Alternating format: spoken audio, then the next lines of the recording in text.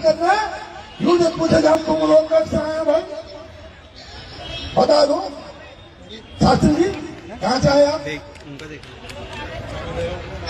ये लोग महाराष्ट्र से हैं, हम उनियाल बिहार से आए, भावना बंगाल से हैं, हमारा ये भाई रविंद्र भाई ये राजस्थान से आए, ये कविता साहब बोली हमने राजस्थान हमारा कितने लोग सुनाया सब भैर का मुल्कों से मंत्री जी, मैं जो राज्य की वर्तमान स्थिति है, मंत्रिपरिषद उस पर क्या मंथन कर रही है, क्योंकि स्थिति सामान्य से अलग है। देखिए, सरकार का बहुत स्पष्ट रुख है। मैं पहले भी कह चुका हूं कि ये उत्तराखंड में रहने वाला हर व्यक्ति उत्तराखंडी है। और जो आपने मेरी अभी एक वायरल की बात की ऋषिकेश के मेयर के चुनाव में, जब कुछ लोग माहौल बिगाड़ने का प्रयत्न कर रहे थे, तो मैंने कहा कि देखिए, उत्तराखंड के हमारे योगी जी उत्तर प्रदेश में मंत्री बन सकते हैं, पहाड़ के रहने वाले। एच.एन. बहुगुणा जी ने इलाहाबाद से राजनीति शुरू की, और नरेंद्र जी नैनीताल से लखनऊ से मेंबर ऑफ पार्लियामेंट रहे, रीता बहुगुणा इलाहाबाद से मेंबर ऑफ पार्लियामेंट रही, इंदौर से मेंदोला चौथी बार के विधायक हैं, कानपुर सिटी से मैठानी है, वो पहली बार के विधायक हुए हैं अभी कानपुर सिटी से, और मोहन बिष्ट लगातार विधायक चले आ रहे हैं। मतलब अगर इस तरह की बात, और लखनऊ की मेयर भी हमारे यहाँ की खड़कवाल हैं, और जो लखनऊ की मेयर है, हमने कहा इसलिए उत्तराखंड में रहने वाला हर व्यक्ति उत्तराखंडी है, और जो हमारा गुलदस्ता है, इस गुलदस्ते को कोई बेकार खराब करने की कोशिश ना करे। और उसके बाद जब ये एक मंत्री के द्वारा, हेलो हेलो जी जी जी, आ रही है आपकी आवाज, आपकी आवाज हेलो, आवाज आ रही है जी, आवाज आ रही है, बोलिए, अभी जो विपक्ष के विधायक और सरकार के एक मंत्री के बीच में जो कहासुनी हुई, और निश्चित रूप से क्योंकि जब आपके पास जिम्मेदारी होती है तो बड़ा संभल के बोलना पड़ता है, और उस कारण कुछ ऐसे शब्द बोल दिए जिससे निश्चित रूप से, क्योंकि इस राज्य की जो पृष्ठभूमि है वो पहाड़ी पृष्ठभूमि है, और पर्वतीय विभिन्न भौगोलिक स्थिति के कारण इस राज्य का अलग अस्तित्व में आया। और जब राज्य अस्तित्व में आ गया, तो मैंने आपसे कहा कि राज्य बनने के पीछे पहला कारण तो यही था कि पर्वतीय क्षेत्र है, बहुत परेशानियां हैं, पहाड़ों की तरह विकट समस्याएं हैं। जब इसलिए देखते हुए, लेकिन राज्य बनने के बाद जब उधम सिंह नगर, हरिद्वार और देहरादून मिला, तो ये राज्य एक गुलदस्ता बन गया, भारत की विविधता की, जो भारत की खूबसूरती और विविधता का एक गुलदस्ता ये राज्य बना, और लगातार ये राज्य उसी रास्ते में लगातार आगे बढ़ते रहा। ये राज्य बनने से पहले कुछ लोगों ने क्षेत्रीयवाद की बात चलाई थी, लेकिन उसके बाद आपने देखा कि क्षेत्रवाद पे पूरी तरह इस राज्य में अंकुश लगा, और इस राज्य के लोगों ने एक दूसरे क्षेत्र को भी स्वीकार किया, और सबको उत्तराखंडियत की दृष्टि से देखना शुरू किया। लेकिन ऋषिकेश के मेयर के चुनाव में जब ये बात फिर एक बार शुरू हुई, और लोगों ने माहौल बिगाड़ने का कोशिश किया, इस राज्य की जो जो जो हमारा एक संतुलन था राज्य में, उस संतुलन को बिगाड़ने की कोशिश की थी, तो मुझे ऋषिकेश में बुलाया गया, तो मैंने उसमें ऋषिकेश में कहा था भाई हम सब एक हैं, और जब हमारे व्यक्ति भी राजनीति कर सकते हैं, तो जो आदमी यहाँ आगे बस गया वो उत्तराखंडी है। तो उत्तराखंडी को आगे बोलते हैं कि उत्तराखंड में रहने वाला व्यक्ति पर्वतीय क्षेत्र का हो, उत्तराखंड में रहने वाला व्यक्ति मैदानी क्षेत्र का हो, जो उत्तराखंड के भले के लिए सोच के यहाँ बता है वो उत्तराखंडी है। तो एक उत्तराखंड राज्य बनने के बाद एक नई चीज जात पैदा हुई थी जिसको कहते हैं उत्तराखंडी।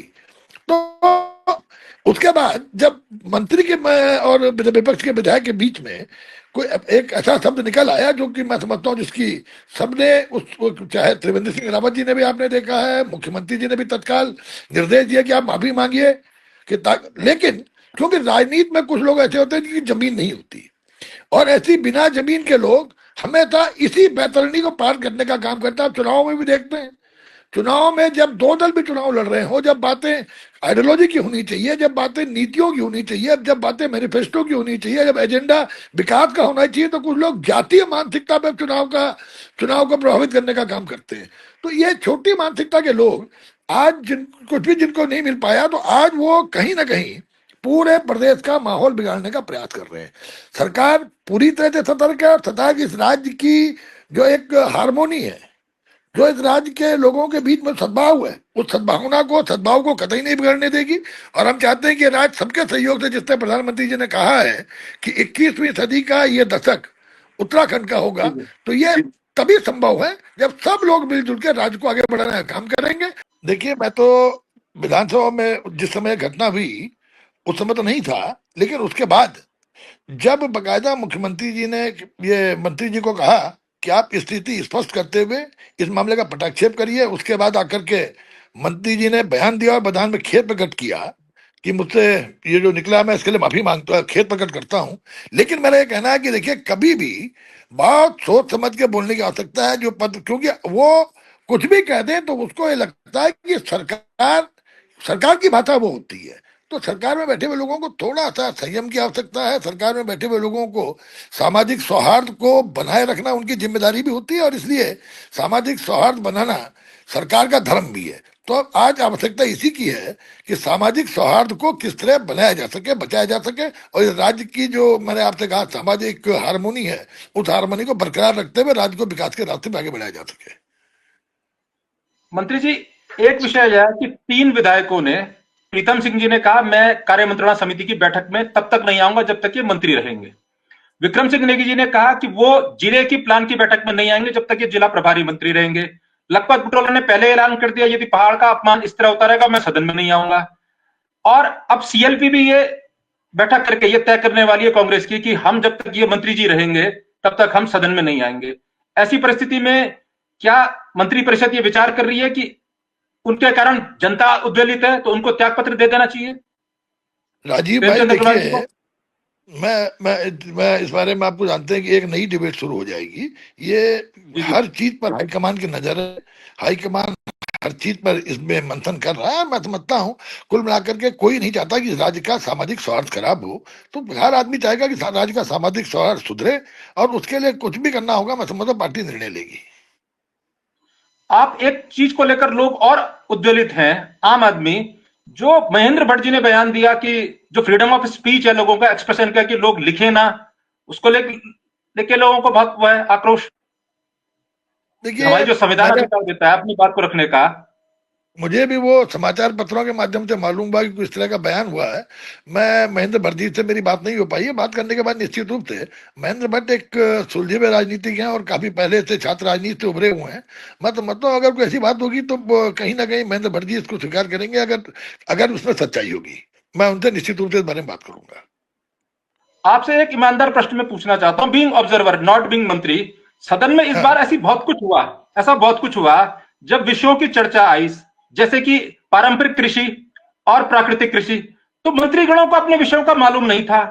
ऐसे में जब लोग ये विधायक कह रहे थे कि हमारे पहाड़ में ये समस्या है, सड़क का संरेखण, सड़क का अलाइनमेंट, इसका जो भूगर्भीय सर्वेक्षण, ऐसी बहुत सारी चीजों में जब मंत्रीगण फंस रहे थे, आपके साथी मंत्रीगण, तो वो फ्रस्ट्रेशन भी तो हो सकती है कि वो पहाड़ का वर्सेस मैदान से ज्यादा पहाड़ की नहीं, पीड़ाएं बता रहे थे नहीं कि। तो आप देखेंगे। जी जी मंत्री हेलो, जी। जी जी, हेलो, आपकी आवाज आ रही है। देखिए, आ रही है मंत्री साहब। फ्रस्ट्रेशन का मतलब नहीं है कि विपक्ष सामाजिक सौहार्द को बिगाड़े। देखिए, सामाजिक सौहार्द हर चीज के ऊपर है।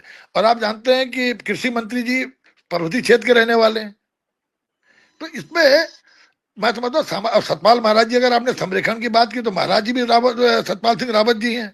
तो लिहाजा ये बातें मुझे नहीं लगता। लेकिन कारण ये है, देखिए, क्योंकि अपोजिशन को देखिए, एक तो यूसीसी में लीड लेना, पूरे देश का पहला राज्य बनना, उसके बाद अभी जो दूसरा आपने देखा, जो इस बार हम एक और जो आप हमने, आपको लगता है यूसीसी में लिव इन कोई लीड है? इज इट अ देखिए लीड? इससे देखिए लोग मैं बहुत आपसे, आक्रोशित हैं। राजीव भाई देखिए, आप जानते हैं लिविन तो हो रहा है ना। अगर आप इस चीज से इनकार करते तो चलिए, मैं तो तब कुछ ना बोलूं, गलती स्वीकार कर लूंगा। लिविन में तो लोग रह रहे हैं ना। बट लिव इन में गांव, एक पूरा का पूरा गांव दंड खाए, क्योंकि वो जो नहीं नहीं, जैविक पुत्र या पुत्री होगी, वो जैविक नाना या दादा होगा, उसकी चल अचल संपत्ति आप दे रहे हैं। हाँ, और बोलते पूरे नहीं है। एक गांव में कोई दूसरा व्यक्ति आ जाएगा तो पूरा ग्राम समाज बिगड़ जाएगा, ढांचा बिगड़ जाएगा उत्तराखंड का ताना बाना। देखिए, वो मेरा तो बोलना इनाम दे ये रहे है, हैं, लिव इन का इनाम देना राजीव उचित है। राजीव राजीव भाई, ये एक पक्षी नहीं है।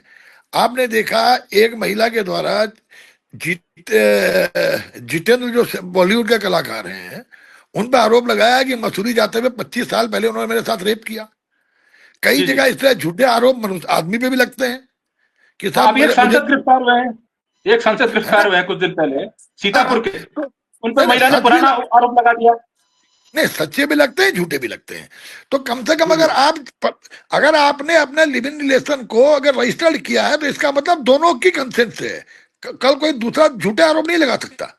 ये दोनों के पक्ष में लिव इन रिलेशन में रजिस्टर का मतलब आप दोनों की सहमति है। वरना जब आपके मालूम हुआ आप चीटिंग कर रहे हो, ब्लैकमेल कर रहे हो, और उसके बाद आपने आरोप लगा दिया, ये आइदर साइड, मैं किसी एक के लिए नहीं कह रहा हूं। तो मुझे लगता है क्योंकि जब इसको सुप्रीम कोर्ट ने भी इस बारे में कहा है, और अभी आपने देखा कोर्ट ने कहा, जब उन्होंने कहा कि आप ये निजता पर जो है हस्तक्षेप है, तो कोर्ट ने कहा जब सारे मोहल्ले के सामने आप दो बिना शादी के रह रहे हो तो ये निजता कहाँ रह गई। तो इसलिए मैं तो बताऊं, देखिए, लेकिन मैंने आपसे कहा ना, ये लोकतंत्र है, और भारतीय लोकतंत्र में जब बहुत विद्वानों ने संविधान बनाया, उस संविधान में भी कई बार संशोधन हुआ, कोई कमियां होंगी, हम लोग निश्चित रूप से, मुख्यमंत्री ने भी कहा है कि कमियां होंगी उसके बारे में अपना सलाह दीजिए, इसमें निश्चित रूप से उसके हिसाब से संशोधन किया जाएगा। तो देखिए, लोकतंत्र में डायलॉग एक ऐसी बड़ी चीज है, बातचीत के जरिए तमाम चीजों का हम समस्या निकाल सकते हैं। लेकिन जब केवल उकसाने का प्रश्न हो समाज को, तो समाज को उकसाने के प्रश्न में वही लोग जाते हैं जिन लोगों को लगता है कि हमारी जमीनें खिसक रही हैं, चाहे वो किसी पक्ष, सत्ता पक्ष हो या विपक्ष हो। आपसे बहुत उम्मीद राज्य इसलिए करता है कि कम से कम आप, ये राज्य जानता है, आप मंत्रिपरिषद में ऐसे सदस्य हैं कि IAS can not dictate you, आप जो कहेंगे अक्षरता वही लिखा जाएगा। अब देखिए, अब जो विषय है, अब जो विषय है कि इफ आई एम दादा, मैं जैविक दादा बन गया, मेरा बेटा या बेटी ने, मेरा बेटा चला गया, अब मैं तो दंड का पात्र हूं क्योंकि मुझे हिस्सा देना है आपके कानून के मुताबिक, पर उसका जो जैविक नाना है यदि वो बिहार का है, will your law be applicable in Bihar? देखिए, ये बिल्कुल आपने मैंने कहा, बिल्कुल आप, यू आर एब्सोल्युटली करेक्ट। अगर वो लड़का जो जिसके फादर की वो संतान है लिव इन रिलेशन की, ये तो कानून की बात भी यही कहते हैं, अगर उसका लड़का वो हुआ है और ये प्रमाणित है कि उसका लड़का बेटा है, देखिए तो तमाम तरीके हैं, डीएनए आपने देखा, उज्ज्वला उनके लड़के को नरेंद्र तिवारी जी को स्वीकार करना पड़ा डीएनए के माध्यम से। इसमें जब आदमी कंसेंट से रह रहा है और कोई औलाद पैदा हो गई, तो उस औलाद को निश्चित रूप से कानूनी तौर पर औलाद की मान्यता देना कोई गलत नहीं है। वरना इससे तो सड़कों पे आप देखते हैं कितने लोग घूमते रहेंगे, और वो जिसके, है ना, पुत्र को पिता की संपत्ति पे कहीं ना कहीं अधिकार होता है। नहीं, मैं यही कह रहा हूं कि मैं नाना हूं, मेरी बेटी है, अब बीइंग नाना मुझे तो देना पड़ेगा, कानून क्या कहता है, मेरे पे तो फोर्सेबल है कानून। बट उसका दादा, जैविक दादा यदि बिहार का है, लड़का बिहार का है, लड़की मेरी बेटी है, तो फिर क्या आपका कानून बिहार में उसके एक हिस्से को दिला पाएगा? देखिए, उसको तो, ये तो उत्तराखंड का जुरिडिक्शन है ना, एक कानून यूसीसी अभी उत्तराखंड में एप्लीकेबल है, ये देश में एप्लीकेबल नहीं है। वो बच्चा निश्चित रूप से उत्तराखंड के कोर्ट में जाकर के दावा करेगा, और कोर्ट में जाते हैं, कोर्ट में तो कहीं पर भी किसी को बुलाया जा सकता है। अब ये बिहार के आदमी पर लागू हो ना हो, ये मैं कह रहा हूँ, ये न्यायालय से संबंधित मामला है, न्यायालय क्या निर्णय लेगा। देखिए, अभी आप देखते हैं बिहार का आदमी अगर यहाँ पे मर्डर करके चला गया तो क्या उस पर केस नहीं चलता है? उत्तराखंड में चलता है। उत्तराखंड में एफआईआर लॉन्च होती है, एफआईआर लॉन्च होने के बाद उस पर केस चलता है, केस चलने के बाद कोर्ट निर्णय लेती है। देखिए, ये अब जो भारत संहिता है या आईपीसी है, ये तो पूरे देश में लागू है, आपका कहना यही है। अब ये यूसीसी पूरे देश में कैसे लागू होगी, यही आपका सब सुबह है। निश्चित रूप से इसका जुरिडिक्शन उत्तराखंड राज्य है, और उत्तराखंड राज्य में जिसका भी पंजीकरण होगा, जिसका भी पंजीकरण होगा, वो यूसीसी से बंधा रहेगा। कहीं ना कहीं कोर्ट में यही लोगों की चिंता है कि दंड सिर्फ उत्तराखंड के लोग क्यों भुगते हैं? बीइंग दादा मुझे दंड पड़ेगा, बीइंग नाना मुझे दंड पड़ेगा, और बिहार वाले को इनाम मिलेगा, मेरी प्रॉपर्टी बिहार वाले ले जाएगा। एक सेकंड, बिहार वाले ने अगर उत्तराखंड के यूसीसी में पंजीकरण करा दिया तो यूसीसी वहां एप्लीकेबल हो गया उस पर, और फिर यूसीसी जब उस पर एप्लीकेबल हो गया तो वायलेशन करेगा उसके किसी सेक्शन का, तो निश्चित रूप से यहाँ के कोर्ट से दंड देने का प्रावधान होगा। आईपीसी सेस, आप जानते हैं आईपीसी या कोर्ट सेस कि मैं अगर मैंने मर्डर किया तो मुझे सजा मिलेगी, मेरे पिता को नहीं। अब जिस बच्चे ने अपराध किया, यहां तो सजा हमें मिल रही है, हमारे बच्चे या लड़की ने जो कुछ किया, लेकिन वहां वो उसका दादा, वो तो बच गया ना, नाना होके तो मैं तो फंस गया और दादा बच गया। दादा को पालना चाहिए अपने नाती को, फंसूंगा नाना क्योंकि मैं उत्तराखंडी हूं, तो मेरा कसूर है कि मैं उत्तराखंडी हूं। आपसे कहा कि ये आपने जो एक कानूनी पेशा बताया, मैं भी कहीं ना कहीं किसी से वार्ता करूंगा कि इसमें क्या कानूनी तौर पर हो सकता है। लेकिन देखिए, अच्छी बात है कि राज्य के लोग यूसीसी की कमियों में भी चिंता करें, क्योंकि कमियां अगर बताई नहीं जाएंगी तो संशोधन नहीं हो सकता। तो और जी इस बारे में आप बिल्कुल विश्वास करिए, मैं कैबिनेट की बैठक में कोई भी प्रस्ताव आता है तो मैं उसकी कमियों पे खुल के बोलता हूँ, और कई कई मामलों को डेफर भी कराने का काम किया। इसीलिए अगर आप चिंता करेंगे, अगर आप एनालाइज करेंगे, तो एनालिस्ट करने के बाद बात ही आपको मालूम होगा इसमें कमियां क्या हैं। ये जी तो सुभाष कुमार समिति ने बनाया, कैबिनेट में आया, क्योंकि कैबिनेट में बहुत ज्यादा टाइम नहीं मिलता है इसको, जी इसमें आपको पूरा इसको परीक्षण करने का। उसकी मोटी मोटी बातें जब सामने रखी जाती हैं तो मोटी मोटी बातों में सहमति बन जाती है। लेकिन मैंने आपसे कहा कि भारत के संविधान में भी बहुत बार संशोधन हुए हैं, और जी यूसीसी जी में भी अगर कोई जनहित में कोई संशोधन की आवश्यकता पड़ेगी तो निश्चित रूप से सरकार पीछे नहीं हटेगी। लव जिहाद करने वाला जैसे ही पिता बनेगा, जैविक पिता, उसके उस बच्चे के नाते एक अंश का धारक वो बच्चा भी होगा, अपने नाना की प्रॉपर्टी में या अपने दादा की प्रॉपर्टी में जैविक नाना या जैविक दादा, ये शब्द लिखा है कानून में। मैंने आपसे कहा है कि नाना वाला प्रकरण को मुझे देखने दें, मुझे थोड़ा सा, मैंने आपसे कहा मुझे कानून के ज्ञाता लोगों से एक इस बारे में थोड़ा वार्ता करने दें, उसके बाद दोबारा फिर आप और मैं मिलेंगे तो इस बारे में फिर चर्चा कर लेंगे पूरी। मैंने आपको पहले ये बता दिया कि मुझे उस, क्योंकि वो पॉइंट आपका जो है उस पॉइंट ने क्लिक किया, तो उस क्लिक में थोड़ा उस चलिए लेट्स वेट, हम आपसे अगले बार इंटरव्यू में इस पे बात करेंगे। अभी एक और विषय है जिसको लेकर सबकी निगाह है। ये बताया जा रहा है कि कोई सख्त भू कानून लागू हो गया उत्तराखंड में। मीडिया तो यही कह रही है लागू हो गया, इसमें क्या बदल गया, क्या बदल गया। देश के सारे पत्रकार, उत्तराखंड के सारे पत्रकार एनालिसिस कर रहे हैं, क्या सचमुच कोई नया कानून लागू हो गया मंत्री जी? देखिए ऐसा है राजीव जी, आप और मैं जी दोनों पर्वतीय जिले के रहने वाले हैं, जी और आप मेरी विधानसभा के भी हैं, मतदाता भी हैं।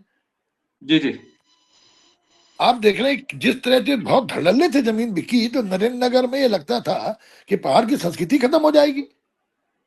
हरियाणा के लोग तमाम आकर के ग्रामीण क्षेत्रों में, और बड़े बड़े होटलियर्स ने ग्रामीण क्षेत्रों में जमीन ली है, क्योंकि ग्रामीण क्षेत्रों में कोई रिस्ट्रिक्शन नहीं था, पहाड़ों में कृषि भूमि लेने पे कोई रोक नहीं थी,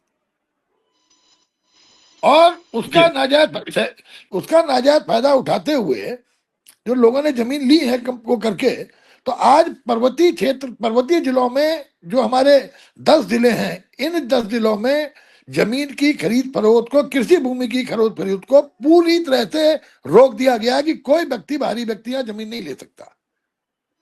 ये बहुत बड़ा निर्णय है।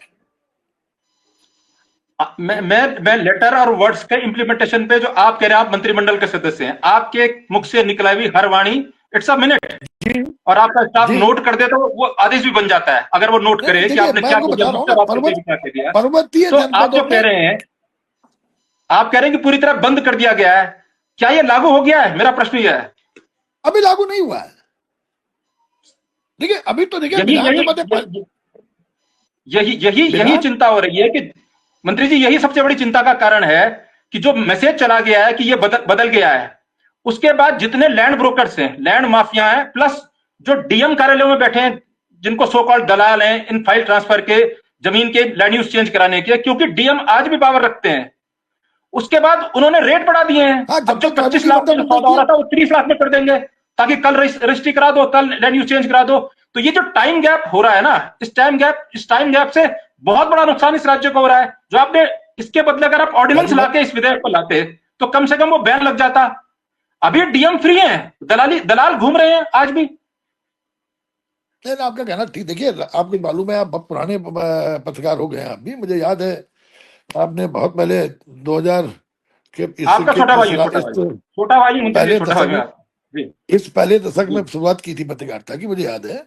लेकिन आप देखिए विधानसभा में कोई भी चीज, आपने ठीक कहा, लेकिन इस पर सरकार, क्योंकि मैं नहीं समझता कि जिलाधिकारी इतने लापरवाह होंगे हमारे राज्य में कि वो इसको जानने के बाद, सरकार की मंशा जानने के बाद भी अब 143, देखिए कोई चीज वो नहीं है।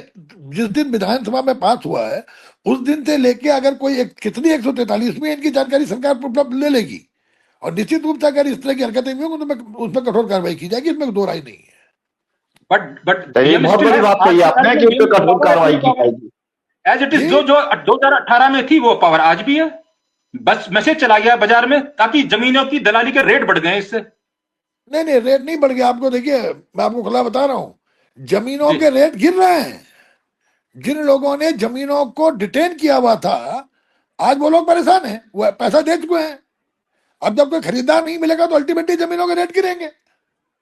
आप खुद सोचिए, तो अब तो वो औने पौने दाम पे जमीन बेचने के चक्कर में पड़े होंगे। आप चलिए खुद इस रुपए समझिए में इस देख चीज लेते को। हैं। अब अभी जो बड़े हाँ, पैमाने पर नगर आप लोगों की मेहनत से छोटे छोटे मार्केट भी उनके विकास के लिए आप लोगों ने उन्हें नगर पंचायत बना दिया। नगर पंचायत बन गए, नगर पालिकाएं बढ़ी हैं और नगर निगमों का कार्य क्षेत्र बहुत बहुत अधिक बढ़ गया, कई गांव शामिल हो गए हैं। तो आपने जो एग्जम्प्ट कर दिया शहर, उससे बद्रीनाथ की जगह हो, श्रीनगर में आसपास के गांव हो, गजा, और उसके आपका उसका कल विस्तार करेंगे, बहुत सारे स्थानों पर पूरे जो कस्बे हैं आपने उन्हें शहर बना दिया। अब वो शहर तो एग्जम्प्ट देखिए है। देखिए एक चीज आपको बता दूं मैं, अगर आप देखिए यहाँ की उस टोपोग्राफी में जाएंगे, तो जो नगर पंचायतें बनी है पर्वतीय क्षेत्र में, वो आप जी देख लीजिए। आप तपोवन को छोड़ दीजिए, तपोवन में तो 1 इंच भी जमीन अब बिकने को नहीं है। तपोवन जी तो जी इतना वो, नगर पंचायत बनने से पहले ही तपोवन में जब इस तपोवन जमीन खत्म हो गई। और उधर आप जाइए गजा गजा, अगर गजा जैसी जगह में आदमी आके बसते हैं, तो मैं समझता हूँ गजा का ये विस्तारीकरण में और मदद करेगा, उसमें कोई प्रॉब्लम नहीं है। लेकिन जो मुख्य हमारी जगह, जैसे आपने जगह चार धाम यात्रा है, चार धाम यात्रा रूट जी है, इसमें तकरीबन तकरीबन सभी जगह कब्जा हो गया था गैर उत्तराखंडियों का। तो ये जी शब्द मैंने, आप मेरे शब्द में देखिए, गैर उत्तराखंडियों का। जी और गैर बहुत बड़ा उत्तराखंडी, शब्द आपके मुंह से पहली गैर बार सुन रहा हूँ। जी गैर उत्तराखंडी जो हमारी कल्चर को डिस्टर्ब करेंगे, जो हमारे कहीं ना डेमोग्राफी को कल्चर डिस्टर्ब करेंगे, उनसे हमने चिंता की है। जैसे अभी आमपाटा एक आपके घर के रास्ते पे एक गांव पड़ता है, जी वहां पर भी सुना किसी हरियाणा के बच्चों ने कोई जमीन लेके, और अब रात भर वो अब शराब पी के हल्ला करते रहते हैं। मैंने परसों एसडीएम को निर्देश दिया कि जाके देखिए और अरेस्ट करिए अगर इस तरह की हरकतें कर रहे हैं। तो ये जो संस्कृति पे असर हो रहा है, इसको रोकने के लिए पर्वतीय ग्रामीण क्षेत्र में लोग सीधे होते हैं। शहरीकरण के बाद तो आप फिर भी ये मान लेंगे कि शहरों में बहुत ज्यादा बदमाशियां खुलेआम नहीं की जा सकती, लेकिन ग्रामीण क्षेत्रों में जहां लोग सीधे सरल होते हैं, वहां पर अगर कोई जाकर के वहां पे पूरी कल्चर को ही डिस्टर्ब कर रहा है, तो ये सबसे खतरनाक चीज थी, जो हमारी संस्कृति पे एक हमला हो रहा था। तो उसको रोकना। अब आप देखिए, आप जाइए नए टिहरी नगर पालिका क्षेत्र से बाहर, जी जी अधिकतर जमीन दिल्ली के लोगों ने खरीद दी है। जी और आपको मालूम है कि नरेंद्र नगर में भी 2004 में स्वयं मेरे द्वारा एक व्यक्ति को अनुमति दिला करके वृद्धा आश्रम ने, मेरा मित्र थे, वृद्धा आश्रम के लिए उन्होंने जमीन ली। लेकिन 2021 तक जब कोई काम नहीं हुआ, तो कानून तब आया। मैंने, आप मालूम करिए, 2021 में, 22 में, 21 या 22 जी में उस जमीन को सरकार में निहित करा दिया था। शायद वो पहला मामला था राज्य का। वो मेरा दोस्त था, लेकिन मैंने उसके बाद भी नहीं बख्शा, क्योंकि हमें, अगर आप, क्योंकि वो लैंड यूज चेंज करने के चक्कर में पड़ गए, और लैंड लॉ में बहुत स्पष्ट था, एक बार जमीन जिस आपने जिस काम के लिए ली है, उसमें कतई लैंड यूज परिवर्तन नहीं हो सकता। तो जब उसके बाद कई खरीदार आने लगे उस जमीन के, मुझ पर भी कोई लोग आया, साहब नरेंद्र नगर में आपकी एक जमीन है, उसको जरा बात करवा दीजिए, आप दिलवा दीजिए। जब मुझे लगा कि ये जमीन बेचने के चक्कर में, तो मैंने तत्काल उसको जी सरकार में निहित कराने का कहा, और आज वो जमीन सरकारी है। तो देखिए, मैंने आपसे कहा, कहीं ना कहीं आपको, कब आप शुरुआत देर में हो, पर शुरुआत हो, तो अगर शुरुआत ही नहीं होगी, तो फिर इस तरह की बुराइयों से आप जीत नहीं पाएंगे, लड़ नहीं पाएंगे। महामहिम के अभिभाषण में एक विषय था कि, मुझे एग्जैक्ट फिगर ध्यान नहीं है लेकिन आपको ध्यान होगा, इतने लाख पौधों का रोपण किया गया, लेकिन उसमें यह जी नहीं बताया गया उसमें से सुरक्षित कितने हैं। अब लोग है। ये मानते हैं कि पौधारोपण के नाम पर लाखों लाख रुपए सरकार के धन से चले जाते हैं, उसका रक्षण नहीं करता है वन विभाग। देखिए, एक पारदर्शिता लाने के लिए हम लोगों ने अपने प्लांटेशन पॉलिसी में बहुत बड़ा परिवर्तन किया, और मुझे बहुत संघर्ष करना पड़ा इसके लागू करने में। जी हम मैंने ये मीटिंग करने के बाद निर्णय लिया, अब उसके बकायदा आदेश निर्गत हो चुके हैं कि जितने भी प्लांट्स आप लगाएंगे अपनी टेरिटरी में, उनको जी ऑनलाइन पब्लिक डोमेन में डालना पड़ेगा कि आपने कितने प्लांटेशन किया, ये पब्लिक डोमेन में डालना पड़ेगा, ताकि उस इलाके के लोगों को मालूम हो कि आपने किस किस प्रजाति के कितने पेड़ लगाए हैं, और लोग इस पे काउंटर चेक कर सके। ये जी एक जी ऐतिहासिक कदम हमने लिया है कि प्लांटेशन को पब्लिक डोमेन में डालने का निर्णय है कि आपको ऑनलाइन अपलोड करना पड़ेगा जितने आपने प्लांट्स लगाए हैं, पहला। ये दूसरा, इसके लिए मैं भी जब वन इसके लिए मंत्री आप बना जब बधाई के मालूम हुआ कि पात्र हैं। 30% का सब, जी जी देखिए धन्यवाद आपका, क्योंकि हमारा काम यह है कि सरकार में बैठ के अगर हम कुछ रिफॉर्म्स नहीं कर पाए तो बेकार है बैठना। और उसके अलावा आपने देखा कि हमने ट्री प्रोटेक्शन एक्ट, जब उत्तर प्रदेश अलग हुए थे तो 27 स्पीसीज थी जिनको एग्जम्पशन था, बाकी सैकड़ों पेड़ों को काटने के लिए वन विभाग की अनुमति लेनी पड़ती थी। मैंने जी जी इसको बकायदा परीक्षण करके केवल 15 प्रजातियों को प्रतिबंध में रखा है और शेष सैकड़ों प्रजातियों को प्रतिबंध से अवमुक्त कर दिया। अपनी जमीन पे आदमी को कोई अनुमति लेने की आवश्यकता नहीं होगी शेष प्रजातियों के लिए। और 15 में भी 2 प्रजातियां सेमल और चीड़ ऐसी रखी गई हैं, जी सेमल चीड़ और तुन, 3 प्रजातियां ऐसी रखी गई हैं कि अगर किसी व्यक्ति की जमीन में ये पेड़ है और उसने अप्लाई कर दिया पेड़ काटने की अनुमति के लिए, तो जांच के बाद अगर उसी के जमीन में वो पेड़ पाए जाएंगे तो अनुमति देना अनिवार्य होगा। यानी कोई डिस्कशन नहीं रखा डीएफओ का। तो कुल मिला के 12 प्रजातियां हैं। मैं तो आम को भी और लीची को भी छोड़ रहा था, लेकिन जो आपने कहा जी अभी कि कानून आने के बाद लोग फटाफट जमीन खरीद रहे हैं, उसी तरह जब मैं ये बात चल रही थी कि मैं बहुत बड़ा परिवर्तन कर रहा हूँ land protection T protection act में, और आम और लीची छोड़ रहा हूं, तो लोगों ने बगीचे खरीदने शुरू कर दिए। तो मुझे लगा बगीचों का सामूल नष्ट हो जाएगा और ये आरोप मुझ पर आएगा, तो मैंने तत्काल उसमें आम और लीची को शामिल कर दिया ताकि बगीचों अपने अस्तित्व में ना बगीचों का नुकसान ना हो पाए। तो एक बहुत बड़ा पर्सन हमने उसमें किया। तीसरा, फॉरेस्ट फायर है हमारा। फॉरेस्ट फायर जी जी मिटिगेशन में किस तरह इसको मिटिगेट किया जा सके, पहली बार हमने जन सहभागिता को साथ लेने का निर्णय लिया और हर ग्राम सभा में प्रधान की अध्यक्षता में जो फॉरेस्ट फायर मैनेजमेंट कमेटी बनाई, प्रधान जी अध्यक्ष होंगे, महिला मंगल दल युवक मंगल दल के अध्यक्ष उसके सदस्यगण होंगे, उसके अलावा जो हमारा ये वन पंचायत का सरपंच भी सदस्य होगा और वन विभाग और राजस्व विभाग के कर्मचारी उस कमेटी के मेंबर होंगे। यानी जनता को सम्मान भी दिया, जनप्रतिनिधि को सम्मान देने पे, और 30,000 रुपया पर फॉरेस्ट फायर मैनेजमेंट कमेटी हमने उनको भेजने का काम शुरू कर दिया। उसमें केवल उनको यह एहसास हो जाएगा कि हमारी भी जिम्मेदारी है इस वन को बचाना। क्योंकि हुआ क्या था, लोगों की 1980 के वन संरक्षण अधिनियम के बाद आम आदमी का वनों से कनेक्शन खत्म हो गया था, क्योंकि पहले उसकी आजीविका टोटल टोटल वनों पर डिपेंड करती थी, लकड़ी वन से आती थी। कितने लोगों के पास गैस था, 80 के दशक में जाके गैस आई है। उससे पहले हर घर में, बड़े से बड़े आदमी के घर में भी खाना लकड़ियों में बनता था, जानवर हर आदमी पालता था, घास जंगल से लाता था, मकानों की छतें लकड़ी की बनती थी, सारा जंगल। तो वो उसकी आजीविका पे जंगलों का बड़ा प्रभाव था। लेकिन वन अधिनियम आने के बाद आजीविका उसकी जंगलों से डिस्कनेक्ट हो गई और उसने जंगलों के प्रति अपनी जिम्मेदारी छोड़ दी।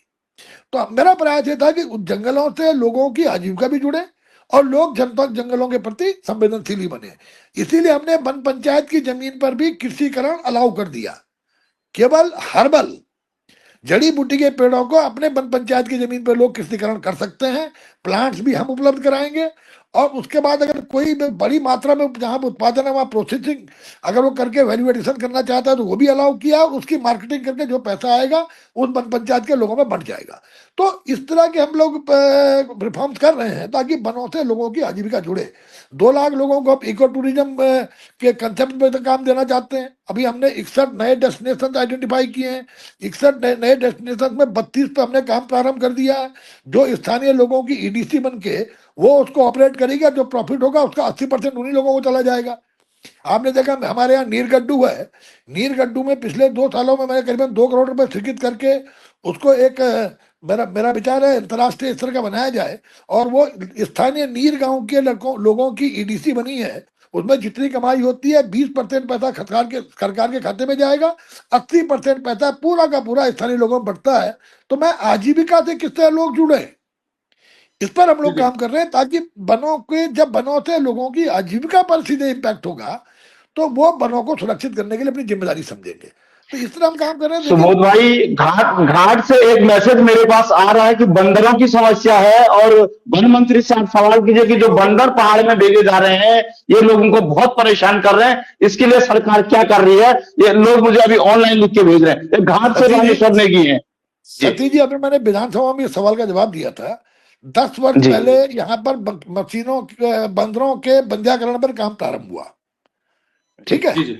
और 10 वर्षों में इस राज्य में 1 लाख के आसपास 1,15,000 के आसपास बंदरों का बंधीकरण किया गया।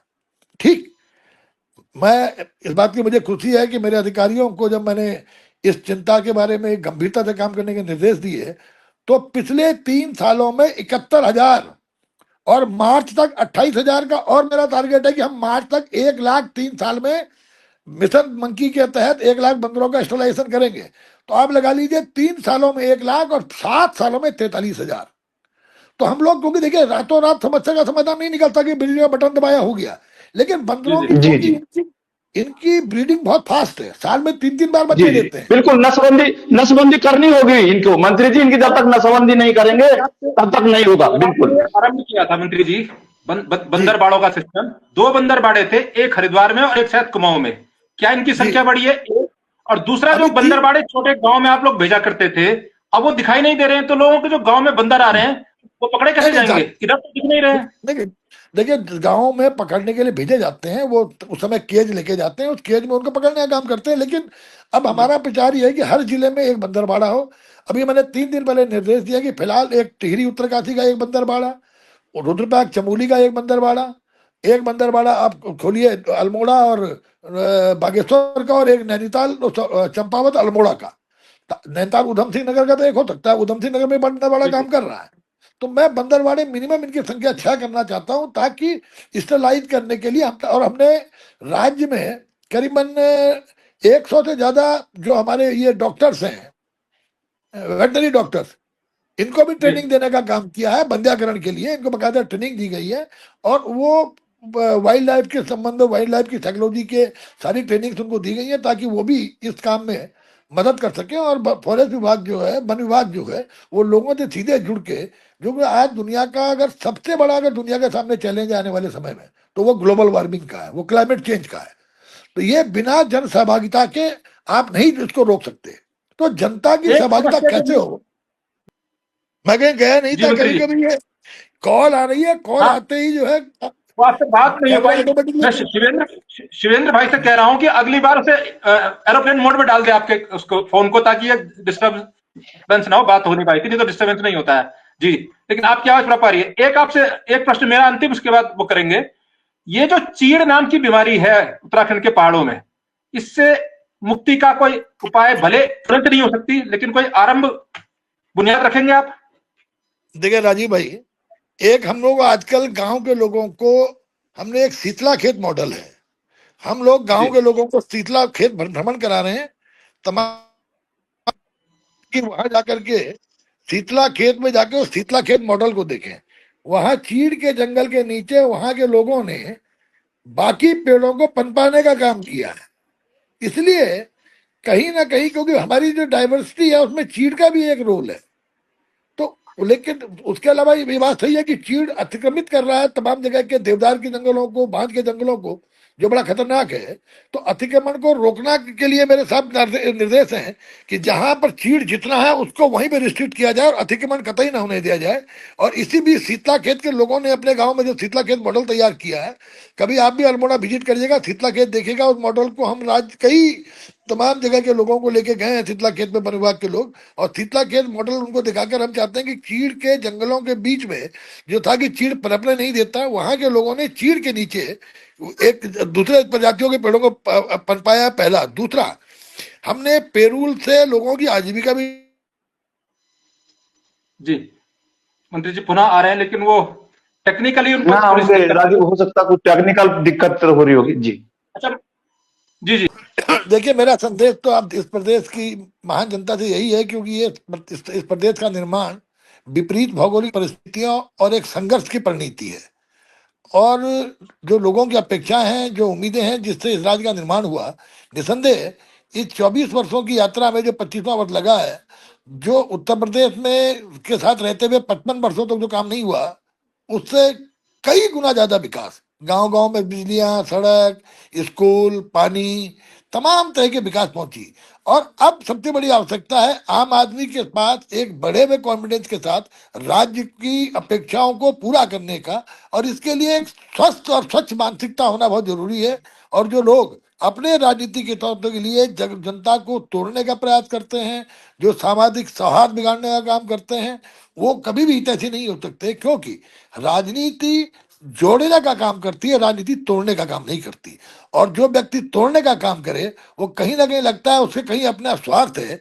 लेकिन मेरा मानना यह है कि कोई भी व्यक्ति जो राज्य के सामाजिक सौहार्द को, चाहे वो सत्ता पक्ष से हो चाहे विपक्ष से हो, ऐसे व्यक्तियों को निश्चित रूप से सामाजिक सौहार्द को बिगड़ने से अपनी जिम्मेदारियों का एहसास करना चाहिए कि वो केवल एक व्यक्ति का हित हो सकता है, लेकिन करोड़ों लोगों का राज्य की अपेक्षाएं थी, जो उनकी आशाएं थी कि इस राज्य में हम इस तरह आगे बढ़ेंगे। और जिस तरह प्रधानमंत्री मोदी जी का कहना है कि 21वीं सदी का यह दशक उत्तराखंड का होगा, इनको पूरा करने के लिए मैं आइए सांप्रदायिक जो जो जो सामाजिक हमारा ताना बाना है, जो सामाजिक सौहार्द है, उसको मजबूत करने में हम अपना सब लोग प्रयास करें और राज्य को विकास के रास्ते पर आगे बढ़ाएं। ये मेरा आप लोगों से अनुरोध है।